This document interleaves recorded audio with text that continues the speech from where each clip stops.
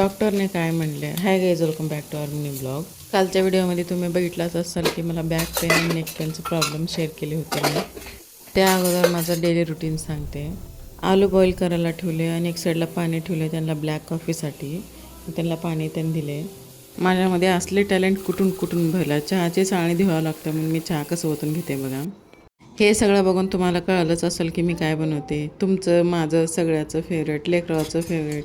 त्यासाठी चटणी बनवली आणि माझ्या नवऱ्याला चटणी जास्त आवडते. मग नंतर भाजी बनवली, आलूची भाजी. इष्टला माडी मी हुच खायचं सोडून कपडे धुवायला गेले. कपडे धुवून आंघोळ करून येऊन पूजा करून मग घेतले डोसा करायला. बघा किती छान फुगले माझ्यानी. मग काय त्याच्यामध्ये मीठ घालून गर गर गर गर फिरून मग घातले डोसा. हे देवाला मला कसलं भ्रम आहे काय माहीत नाही. मी काय काय करणं पहिलं देवाला देते. हे मला आणि विहानला. डॉक्टरकडे गेले आणि डॉक्टरनं म्हणले कॅल्शियमचे कमी आहे म्हणून बॅक पेन होत आहे आणि फीडिंग बंद करा मग कमी होईल म्हणून. आता त्यांना कसं सांगू, माझं पापू मम्मा नाही म्हणले, सांगावर पडून मम्मा पिते. सगळ्यात पहिलं मीच खाऊन भेटले आणि एकदम छान झालं. माझी तारीफ मीच करून घ्यावं लागतं कारण माझं नवरात्र करत नाही. नाश्ता करून कपडे वाळू घाला गेले. कपडे वाळू घालून विहान बघितलं डान्स करत होता. असा होता आमचा आजचा दिवस. आणि व्हिडिओ आवडल्यास लाईक, शेअर, सबस्क्राईब आणि thank you so much for watching.